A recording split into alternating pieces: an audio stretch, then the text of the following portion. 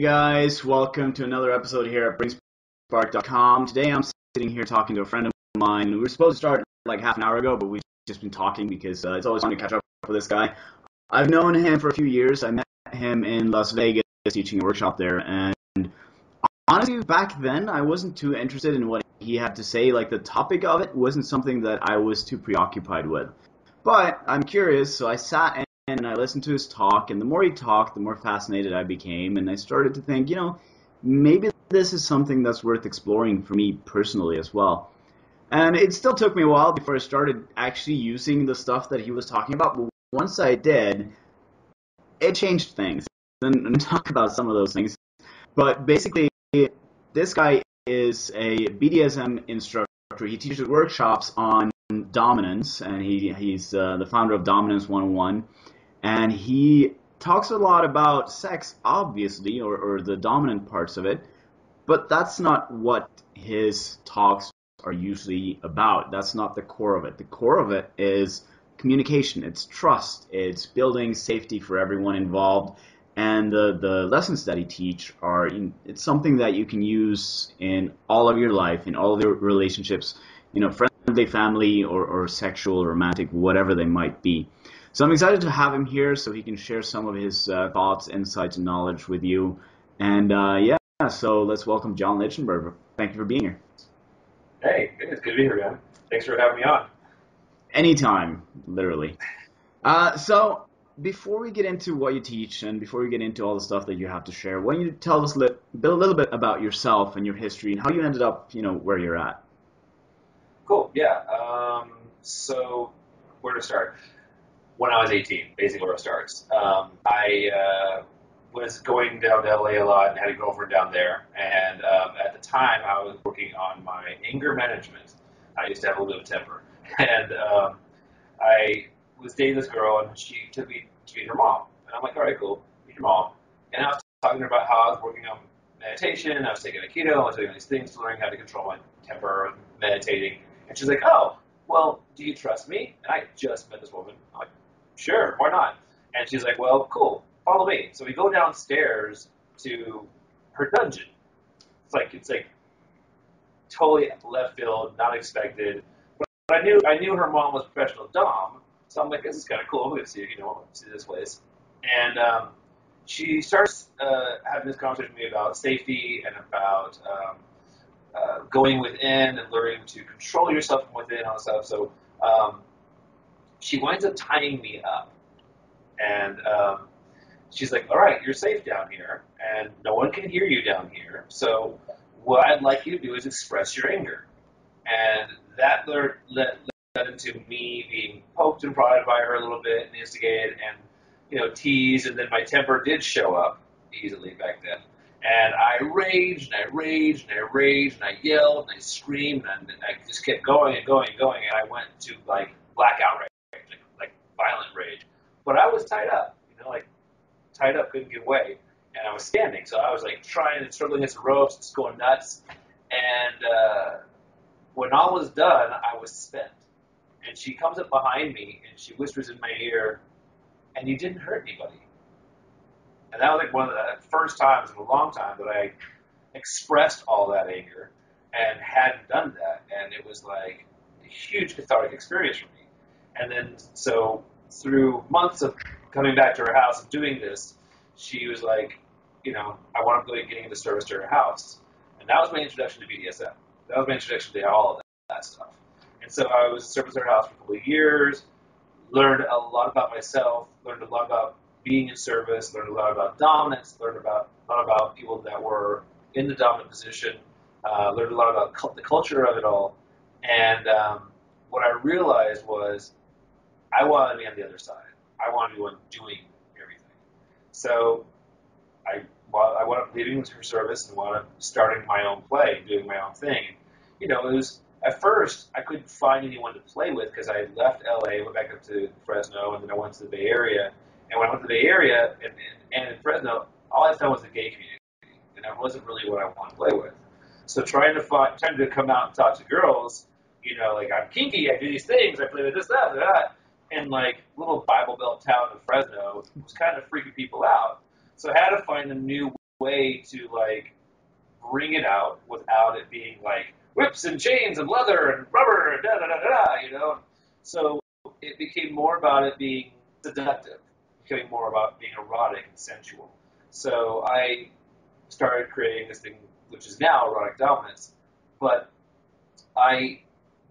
it was all about paying attention to your environment and creating safe experiences. Having the person that you're with feel safe enough with you to play in a way that feels unsafe and scary and edgy and, you know, dirty and naughty and like all the things they want, but they want to have you make them feel that way, which was the beginning of like me being me. So years go by, raves, parties, blah, blah, blah, blah, and one of my best friends is like, hey man, we're at this big, huge rave in LA. And he's like, before you dive in there and start doing that thing you do, can you tell me how you do it? And I'm like, do what? And he's like, you're going to go in there and you're going to flaunt your hair and you're going to sit down somewhere and all of a sudden you have 3 or 4 girls on you. What are you doing that I'm not? And I'm like, don't you see it? And he's like, what? I'm like, it's the energy, it's the flow of the space. The girls, they want the attention and you just got to give it to them the right way and you got to cultivate. And so I spent the next few years teaching my buddy how to do this, which led to me teaching several people how to do this, which led to, why don't you teach a workshop? And having a ton of friends that are in the transformation community, I'm like, oh, fuck that shit, dude. I'm not, no, not me. That's not me. That's not me. Yeah, it's me. Yeah. So the thing I was a stand for, and I wanted to be clear about it when I did start teaching, is I don't want to be a guru. That's the stupidest thing on the planet. I would rather be the guy that teaches you a new skill. I want to be the shop guy. I want to be the teacher who teaches you how to swing a hammer, use a saw, measure twice, cut once, teach you how to do all the things you do, and then you go do it. So you do it your way. You do dominance your way. You play the way you want to. You express the way you want to. It's not me feeding you a bunch of bullshit. It's me helping you become the powerful man you are, and then through that power, you command the presence of others, and you create a safe experience where others are naturally drawn to you, and then you play. So, yeah. That's awesome. A nutshell? Yeah, absolutely. That's great. Now, for those watching this because it seems to me that a lot of people, everyone knows what BDSM is, they think, and they have they think. So they have all these ideas. For anyone watching who has no idea other than, the cliche thing they've seen in movies, could you kind of go into it and tell us a little bit about what it really is, and also why it's worth, learning more about if you're not already familiar with it? So BDSM is kind of this catchphrase, right? Which is like several cultures, because it's literally a bunch of cultures. You have people that are into bondage and discipline, which means being tied up and being bound or being contained in some way. And there's the discipline aspect, which is the training aspect. People think discipline, they automatically think smack, hitting them and all that other stuff. No, it's like discipline. You're learning how to be disciplined, how to become skilled at abilities like serving tea, or how to take care of leather, or how to take care of a house, or how to do things very precisely. That's a culture. And the bondage part of it is about several things: rope play, being compressed, being held in place. You'll be noticed women like to be held tightly. Even you may like being held tightly, and that being held tightly feels safe. That's a whole thing. The sadism, masochism, that is just a natural part of who we are as humans. We hate saying it, but it's true. But we're a little sadistic and we're a little masochistic. Some of us do enjoy physical stimulation. That's not just pain. We like heightened stimulation. We are adrenaline junkies. We do things like to push our edges. And there are those of us that like to push, that like to create experiences for others that seem really scary, but they're not, because they know the person that's enjoying it is getting that joy from it, and they get joy from creating that for that person. So there's that, and then there's all of these other sexual aspects of it that people were perverts. We like sex, and sex has all these little different nuances, all these different ways of being, and everyone's tastes are different. Taste is taste, right? So some people get off on certain kinds of kinks, and that is the thing they need to get off. So we're kind of it's a catchphrase to catch all these communities and create a culture of, ultimately, what all of it's about is connection. I mean, fundamentally, it's all about connecting with the person in front of you at a deeper level. And that may sound hokey to some people, but to me, that is the most amazing thing on the planet. Like the intensity, the power exchange, the energetic exchange that goes on between two people that play in any form with this, the healing that comes from this, the wholeness, the holisticness of it all that comes from this kind of play, and just the dirty, naughty, fun, mischievous of it all. And you have so many cultures in this one thing, BDSM. BDSM is such a misnomer because people go, oh, it's just leather and rubber and spanking and hitting and like, no, man, you really are. That's not even scratching the surface. And for people that like that power, like feeling authoritative, like having being in charge, people that they're wired that way, it's a great place to land because people are looking to be in the place of being submissive, who don't want to think, like being told what to do, like having their life structured for them. They get to surrender to those people, and the people that like having to give structure are like, oh, yay, my life is met. I can be fulfilled. You can be fulfilled. We can be happy. I get what I want. You get what you want. And it can be, BDSM can be very non-sexual, and it can be extremely sexual. So it's not just one thing, It's a lot of stuff. Absolutely. And to me, it seems like all of this stuff requires a huge amount of, as you said, obviously connection to really, work, but also things like trust and just a common understanding of what it is that you're, wanting to achieve from both ends. So how do you create something like that in a relationship, in something new? I mean, even if we're talking to people who are in, let's call them vanilla relationships, where they have no experience with this, it still seems like a really good idea to know how to create these things in those relationships as well. So how would you do that? That's the reason I got into this, really, is because I started teaching it, because I learned a lot from this community, but people get scared by the title as an image of it all. And I'm like, no, there's so much for you to learn, so let me teach it to you. And it is useful for anyone. And so there's things like, to create trust, you have to have good communication, for one. But there's a thing I teach called safe containers. And creating a safe experience for somebody, anytime, anywhere you go, is something you can do. Basically the idea is you create an experience with somebody else where they feel safe enough with you that they can relax and they can start playing a little edgier, playing a little more dangerously, doing things they wouldn't do with other people because you make them feel safe. And the way you make them feel safe is you are clear about your wants and desires, and you get clear about their wants and desires, or you have an idea or an inkling what their wants and desires are. And it's all about exploratory conversation. It's all about cultivating playful, fun, flirty conversation, or just being straightforward with direct conversation and finding out who those likes and dislikes are, because in order to be dominant, you have to have three things in place. You got to know what you want. I mean, you got to really know what you want. I don't mean like you got to kind of think you know where you want to eat, but you got to know what your tastes and your likes and your desires and what turns you on and what doesn't turn you on. And when something doesn't turn you on, you don't react negatively. You go, oh, no, that's not what I'm interested in. But tell me more about why it's good for you so I can understand. Because I'm probably not going to do that thing, but if I can understand and give you something close to it, you'll be happy and I'll be happy.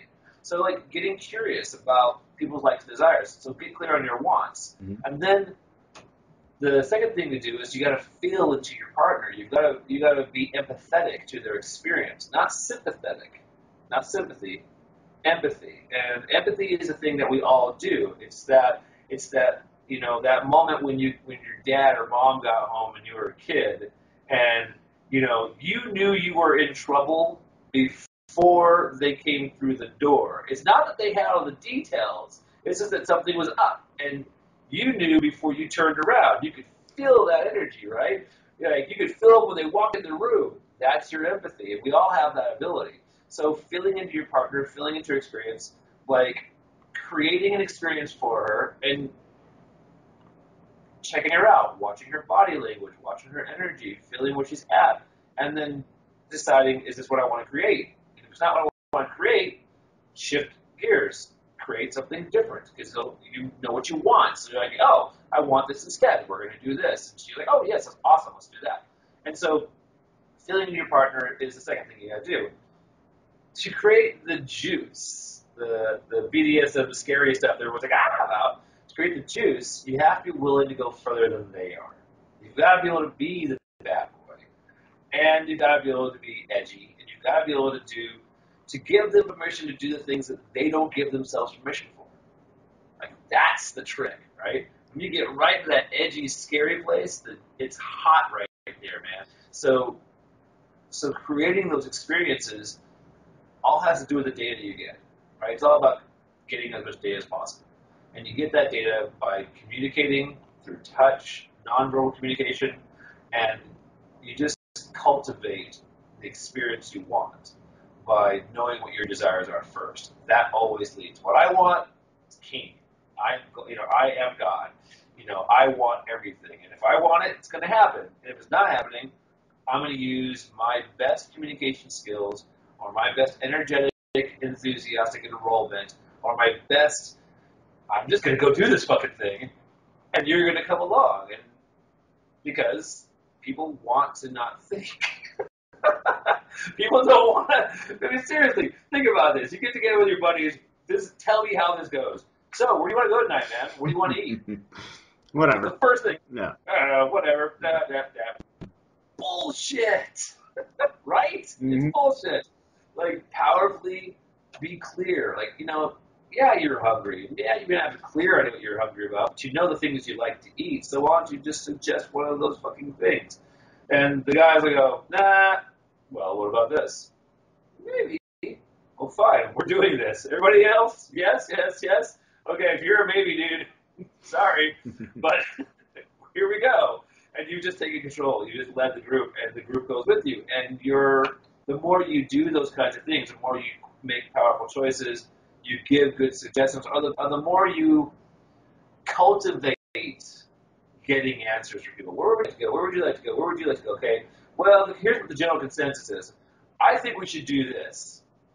As soon as someone says, I think we should do this, people start either being sheeple and go, oh, yeah, sure, whatever, or they just go, yeah, that sounds fabulous. Thanks for giving me a good idea. And then they come on your right. And when you do those kinds of things, creating a culture with your community that you're the go-to guy, your guy's going to have the answers, or you're the guys that go, I'm not making a decision, but I will definitely put in a vote.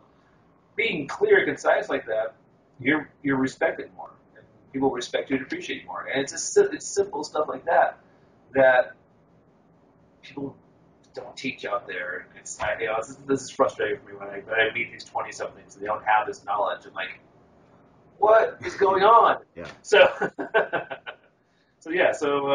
safety and creating safe experiences, creating the experiences for people that want to come on your ride. You go out to the bars, you go out to the club, you just go when you're out and about, you meet somebody new, find out what their likes and dislikes are, find out what their tastes are, even if it's just surface stuff. And then you can start offering your suggestions. Create the experience of them feeling held and feeling safe. Eye contact, being present, being a good listener, being with that human, treating them with respect, letting them, being clear on your boundaries, and being like, hey, I'd love to invite you to this thing. You're like, oh, I get to be included, absolutely.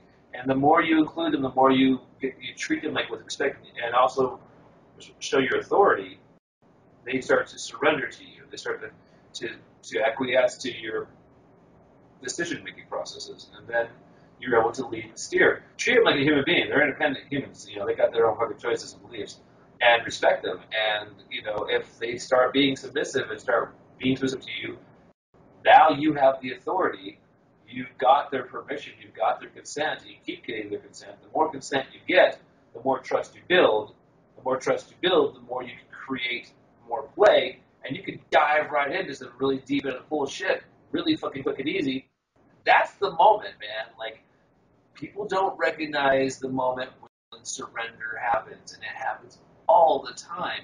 And it's like, if you can recognize when people acquiesce, when people submit, when people just don't want to think for themselves, and you start making those decisions, and you start getting into the place of, like, I'm doing this stuff, I'm leading, I'm taking control, that's you taking control. That's you expressing your dominance. And, man, the more you show them a good time, the more you keep it safe for them, where they can do shit they wouldn't do other places, that trust keeps building and building and building, and then you're able to, like, drop their panties in a second. You know, it's a lot of fun.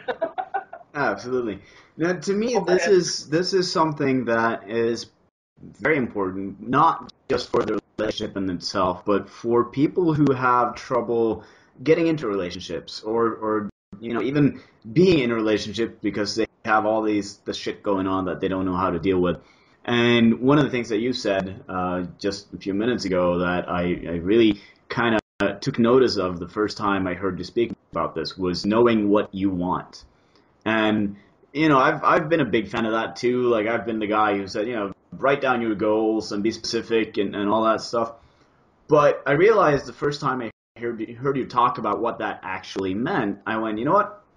I'm not really sure I do know what I want. I mean, I know what I like, I know what I enjoy, but do I really know what I actually want in these kind of situations? So I actually had to sit down, and it was almost a little annoying because I thought I had this stuff figured out. Right? Yeah, and it seems to me like that's the thing for so many people. Yeah, and it seems to me like that's the thing for so many people. They think they know, but they've never actually thought in detail and being specific about their preferences and all this stuff. And just as importantly to me, they never talk to their partner about what either of them want on this kind of level. It's just the surface stuff that really doesn't mean anything at all. So for anyone, watching this and wondering, okay, maybe I should do this, what's a good way to figure out what you want, and also how to communicate it to someone if you've never done that before in your life? Because that's scary to a lot of people. This is the trick, right? So this is what I teach. It's like, so the first pillar of dominance is knowing what you want, and the thing is, I tell people to journal, and people balk at it, and I think it's the worst thing that you can do is balk at it. Make mental notes. Making mental notes is golden. Like, think about all your exes. Okay, think about all the exes you've ever been with. They all had different tastes, right? They all have different likes, and I bet you, if you ran into one of them right now, the catalog of thoughts you had about that person, on what they liked, and what they didn't like, and what worked with them, what didn't work with them, would suddenly come up, right? It would just go, mm-hmm. May not be perfect, but it would come up. Yeah. If you don't have a catalog in your head of the things you like, they didn't like, this is where you're screwing yourself up on. You need to start taking these mental notes about your tastes and your desires around fucking everything, like the way you dress, how the clothes you like, the food you eat, the music you listen to, the way you like to be touched, the way you like to touch others. Sex is awesome, but the problem with sex is that our brains dumb down to our little animal brain when we get turned on. And when we get to that place, suddenly our recall is shot. For women, their recall really gets shot. Like, their situational scenarios, they can't remember half the things that you've done to them. They don't know what they like most of the time, because when they're enjoying themselves, they're not thinking. And the less they think and the more they surrender to it, the more they're able to really get to the orgasm. That's golden. That's your job. But you touching them need to start mapping in your head what works and what doesn't work, what you like, what you don't like. And it's minutia. It's simple stuff. It's like, do you like the base of your neck touched with fingers, with a tongue. How do you like it touched? Up, down, swirls, wet, dry, oiled, hot, cold. That's just your neck. How much of the rest of your body have you not thought about? How much do you know how much stimulation you can take on different parts of your body, and like what will get you off specifically? Like when a girl's giving you a blowjob, like this is the one that gets everybody. Do you know how to get off with a blowjob? Do you know what she needs to do to get you off? If you don't know, you ain't paying attention. Like, what way does she have to touch your shaft? What way does she touch your balls? What way does she have to shave her nails? Does she have to use her hand stroke? Is it all about deep throat? Is it about the tongue? Is it the lips, the teeth? What is it? Is the eye contact? Is it the way she moans? Is it the way she arches her back? What is that thing that gets you off? If you don't know these things, you don't know what the fuck you want. Period. End of story. No discussion. If you want to remember these things, and you want to be able to tell them what you want, because that's being dominant, right? Pay attention. Pay attention. Like, when you're with a woman next time, and she starts touching you, and she's just doing the things to do, pause for a second. In your head, and you're like, yeah, this feels good. Oh, man, this is great. Oh, that felt good. What was that? What'd she just do? Hey, do that again.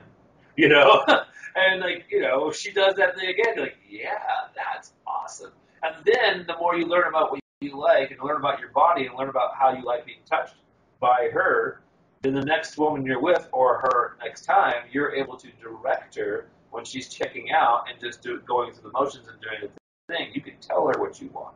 You can tell her how to do the thing you want. You can get the kind of sex you want. You can get the kind of play and mischief you want because you're familiar with tastes and desires.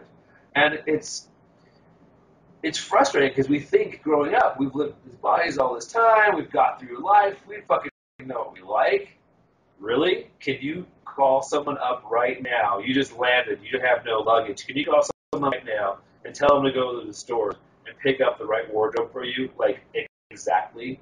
Because if you can't, you don't know what you want. You don't know what you like. You don't know what your tastes are. And that's the thing. It's like you being able to not be disappointed in somebody else. Like, you don't want to be disappointed? Well, if you don't want to be disappointed, you have to communicate what your wants are to that person so that they won't disappoint you.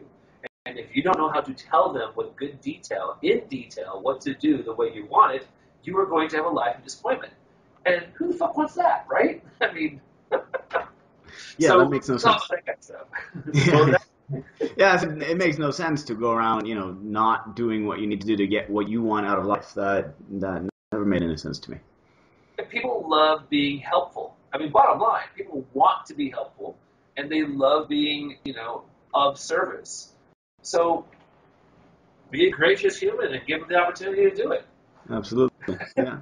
So how about the other pillars of dominance? Because you've started talking about those, and I've heard about filling in your partner, mm-hmm. and be willing to go further than your partner.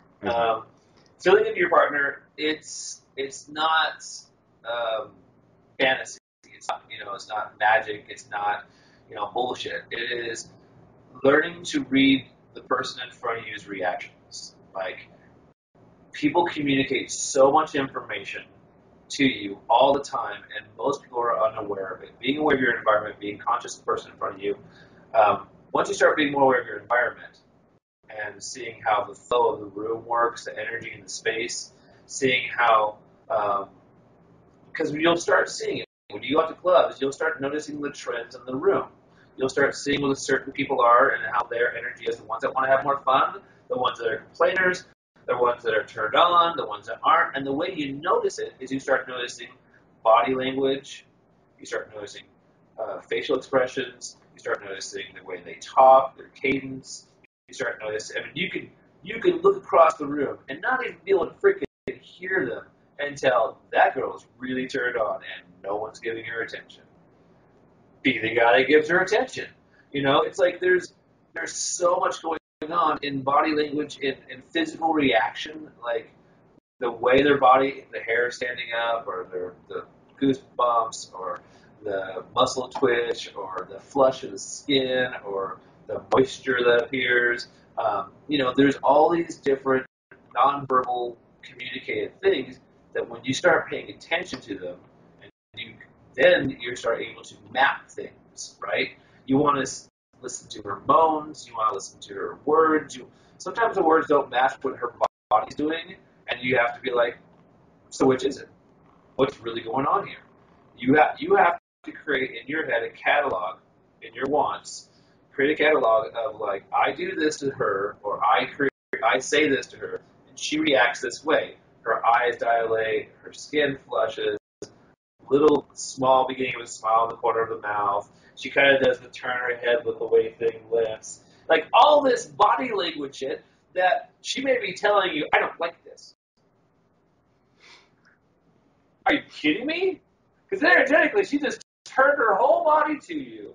Like, are you going to come play? Because it's the cat and mouse game. So you got to learn to read body language. You got to learn to read the energy of the person you're with. You have to learn to match what you're trying to create to what's happening in front of you. And when you start creating maps of like, I want her to experience this, that's a different outcome than I thought it was going to be. I'll try it again. Still a different outcome. Must be this. And then test and test and test and play with it. And we are empathetic beings. We can feel with their emotional, there's certain emotional states you just can't miss, right? Anger, sadness, that kind of stuff. Happiness, joy, glee. Like, there's states of being that you can just feel the person coming in the room has before you even talk to them. It's enticing. It's seductive. Be that.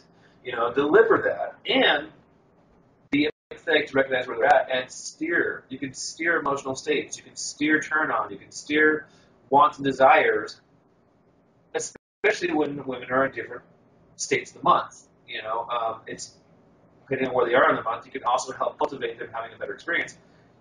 Dude, you can cultivate them having a better experience in a bad time of the month? Come on now, you're God.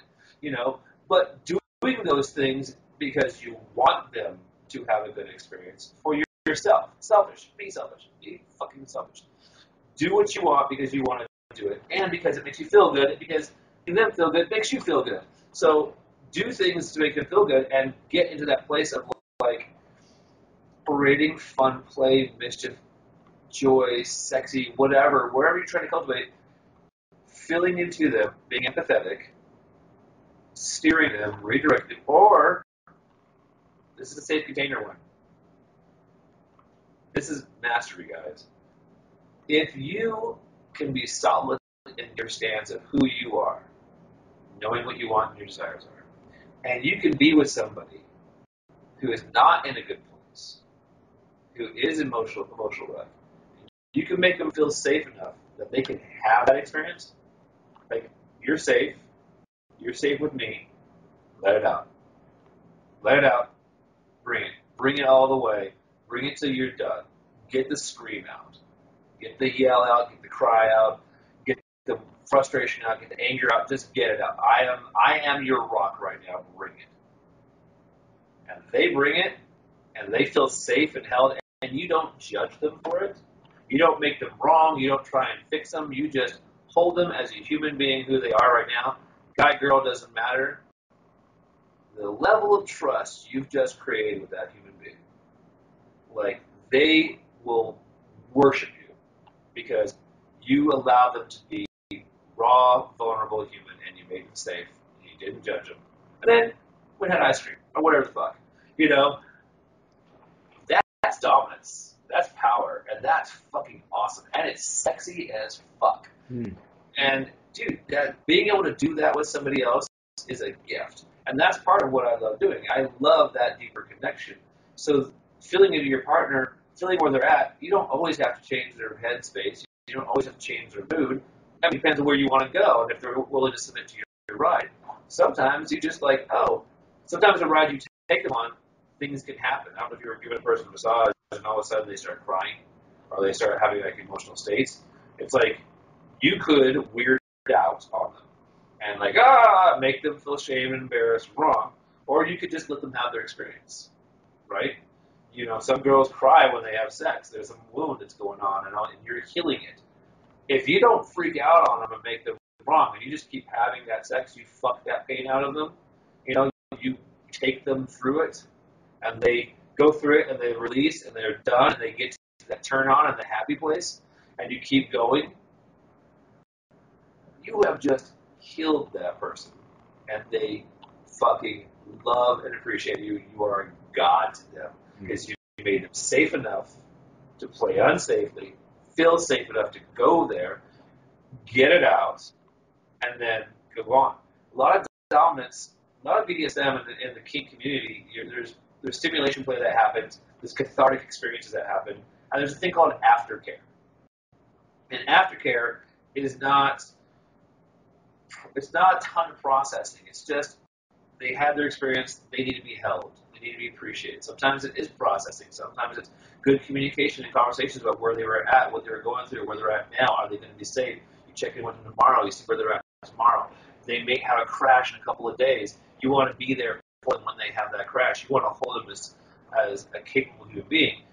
You played with them, you took them to that extreme space, you're responsible for them, you show that responsibility, and it's like, God, you are dominant, you are powerful, you are a caretaker, you're a king who worries about his kingdom, and they want to be in service to you, they want to play, they want to go there.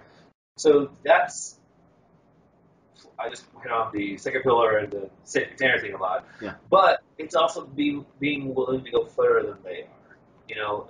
You want to go further than they are is about taking them to those edgy places and letting them be there, or letting them be a little scared and turn on and remind them, this is what you wanted, right? You know, we're having fun here, right? It's safe here. And then you'll feel it when it's too much. Don't break your toys. Don't take them past it. Pull them back, have them feel more safer, have them enjoy the experience more, and then take them to another edgy place. Bring it back. And that ebb and flow play of playing with edges, playing with scary stuff, and then playing with the sweet, lovey stuff, or playing with whatever naughty, bad girl stuff, and then taking them back to the scary stuff, that back and forth ebb and flow is awesome. You know, you as far as you're concerned, you know, they are concerned, you are their best lover ever because you're able to take them on that roller coaster ride, because roller coasters are that, you know, there's the scary loops and there's the regular parts, right? So be the best fucking roller coaster. That's awesome. Now, one of the things that you keep coming back to, and one of the reasons why I love listening to your talks about this so much, especially, you know, at the places we teach, there's usually a lot of guys who haven't had any experience with this, so they have all the misconceptions maybe that you know, society might have of some of these things. And you keep coming back to responsibility. You're talking about being responsible for your partner, not, you know, just for yourself, or you know, not even just being safe, but responsible for your partner as a human being. So Totally. I would love for you to touch on the whole, you know, because to me, a lot of the questions that I get about this stuff after talking about it is, you know, people have this idea that the person in charge is mostly just doing things for himself. Which to me, I don't know. It's kind of true, but no. It's kind of true, but no. Yeah, it's like, so here's the thing. Like, the reason I started teaching is that I see all these guys that were pulling this. I'm a Dom. I'm Mr. Domny Dom. I'm Dom so and so. Blah blah blah blah. You know, and they've never really fucking been in a dungeon. They've never gotten experience. They've never had any training. They've never taken the time to learn some proper skills.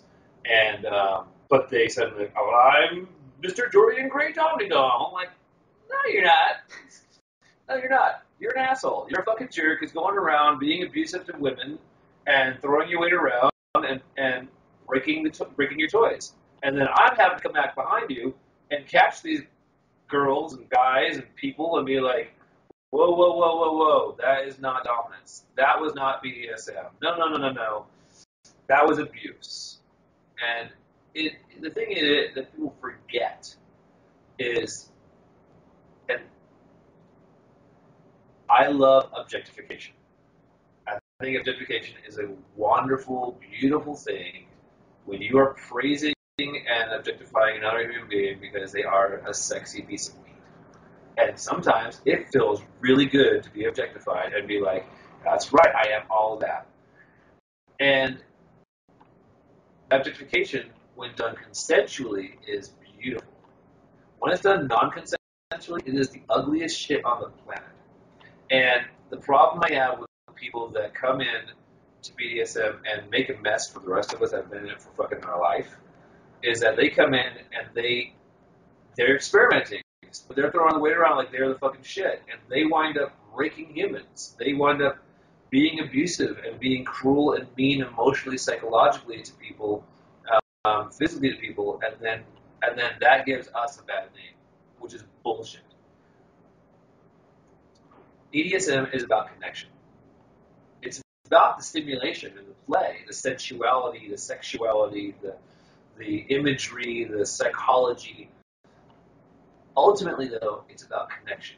It's about you and the person across from you. We treat them with respect, finding about their deepest, darkest desires, their turn-ons, their fears, the things they don't want to admit they enjoy doing, but they admit them to you. And it's when they admit them to you, they're being vulnerable, right? If you want to build trust, get to those vulnerable places with people and honor them, respect them as a human being, and they will always open up to you. They will always share more with you because they're able to be more vulnerable with you. You are the person they can do that with. And if you can do that with every person you come in contact with, create a safe experience with every new human where they get to be raw, true, core, seen. They can be seen completely and held safe completely. And then next time you interact with them, they're like, yeah, let's get undressed. They want to play with you because they can, because you make them feel safe. And it's because you treat them with respect. And we're autonomous creatures. We have our own wants, we have our own desires, we have our own belief systems, we have our own structure of how we want the world to be. And when you meet someone there and you find similarities with each other, and you're able to show them new frames of the world and new things, they get curious, they want to know more, you make them feel safe, like nothing's off the table, right? And when you play with them and you do go to those scary places and they are vulnerable and they are raw, and then you put them back together, you hold them safe, they get back to ground, breathing level, no more tears. I'm in control again. I got it. Thank you. Oh my God. I thank you for going there with me. And the appreciation is huge. Now you put this shiny new human back on the shelf, right? They get to go off and live their happy life, and they had the most amazing fucking experience. Doing that is way better than going out to the bar, seeing some hot chick, and then taking her home and using and abusing her, and then sending her away, treating her like an object, and then she is wounded. Like, what did I do? Why did I trust this guy? I can't trust men. I can't be them. Ugh! And then you just shut down her sexuality. Like, she will now become this fucking girl that doesn't try those things because I did that once with this guy. It was terrible. You ruined it for the rest of us, you fucking piece of shit. And I hate guys like that. It's guys like that I've run into that make me fucking mad. It's like these guys that, I'm not going to use the word. There's these guys that go out and they go for the numbers, and they wreck the girls behind them. And it's like, there's guys like me and the guys that I train that find these girls and teach them it's safe. And that was a bad experience. Fuck that guy. And let me introduce you to a community of people that are all about thriving in life, living life fully, owning your perversions and your kinks. And, for some people in different settings, they can't announce to the world that they are kinky and that they're perverts and that kind of stuff. They keep behind closed doors. But when we're behind those closed doors, it's fucking amazing. So if you can honor that request, not sharing it with the world, but you can honor that request, yeah, man, you just got to know a whole bunch of good times. So it's about being a good human, respecting the people around you, honoring people around you, being your word, being a man, of the kind of man you've always imagined you want to grow up to be. Be that. Walk your talk, man, and be powerful, be connected, and get what you want because you ask for it powerfully. And you not only ask for it powerfully, here's the thing, this is the magic of dominance, right? The magic of dominance is this. I get familiar with my wants. I know my wants and desires are. I'm so clear on them, I start announcing them to everybody, right? I want this, I like this, I like this, I like this. This is who I am, this is what I do, this is how I want it to be, this is what's up for me. I tell all these people. Now, all these people have this information. So when they go out in the world and they run into somebody or some people that do those things, oh, you got to be my friend John. Did I do that work? I just told them what I wanted.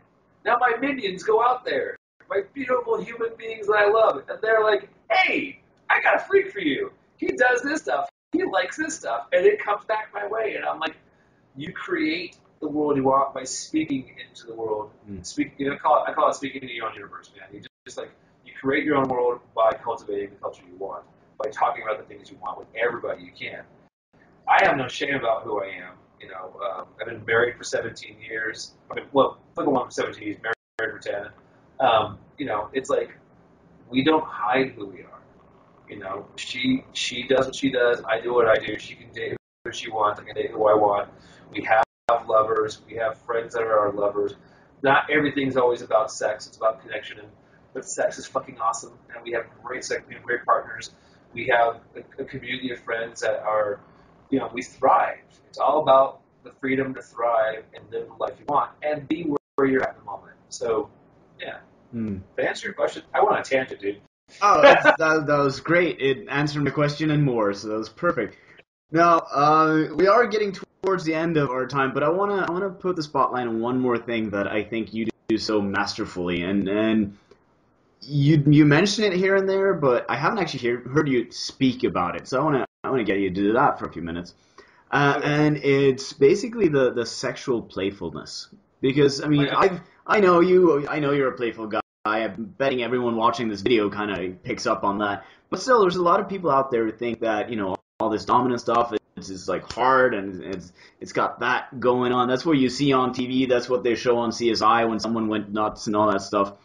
But I've hung out with you. We've been to parties together. We've been hot tubs together. We've and I've seen you do demos on stage when you teach with girls. And one thing that always shines through in all your interactions with people, but especially when you're with the girls that you care about, is the whole playfulness of it. So please talk about that for a minute. Cool. So for me, dominance doesn't have to be Mr. Dom, I'm in my leathers, I'm everything, structure, things, yeah. No, man, I'm a goofball, and I'm a sexual goofball, and I like playfulness. And I think that most people are more disarmed from happiness, playfulness, silliness, joy, turn on, and aggression. I'm a balance between my aggression, which is, I am powerful. One thing's certain way, like you will do what I say. Not what you thought I said, but you'll do what I told you. I have my stern side. I have my Mr. Dom side. I don't play with him often because he's not always fun. And when I'm in that place, I get fed because there's not a lot of people that want to play that way here. When I go to the Bay Area, there's people who want to play that way, and I get to be that there. And when I go to LA, certain communities, I get to be that way there, and it's fun for me.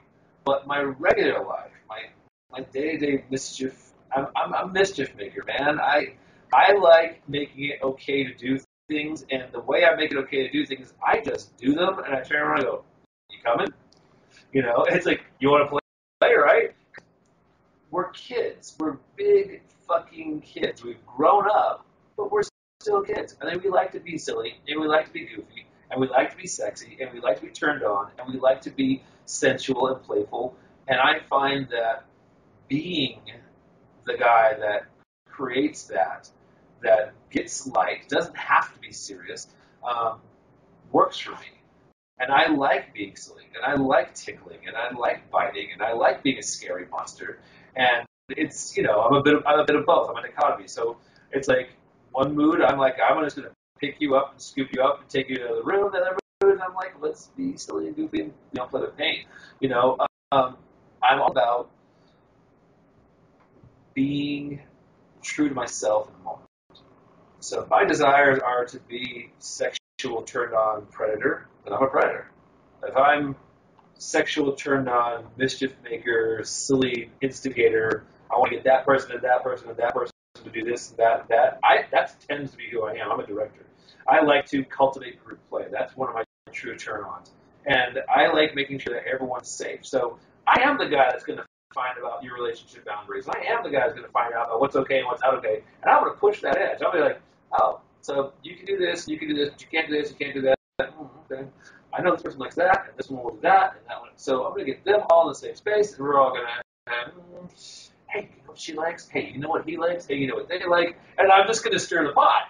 And then once everything's going, I'm like, oh, by the way, here's the lube condoms, guys. And that's I'm all about path to least resistance. You know, I want least resistance. I want it all to be easy. I want it to be flow, about creating flow and creating mischief. And to me, that all happens from being light and being playful. When I'm around certain people that want that, like I can feel it. Like they draw it out of me. When there's someone that wants the I'm a dom, and I'm not smiling and giggling and laughing, I'm actually telling you what to do and how to do it. That gets drawn out of me. Oh yeah, I go right there. I go right there. We have a blast. And then it's interesting. Like I just kind of I move where my tastes and desires are. And if I'm not feeling that, it's like I'm going to give that to you another time. Right now I'm doing this, but you know what? Let's make a date. And so it's being clear on my wants and desires. Acquiescing doesn't work for me.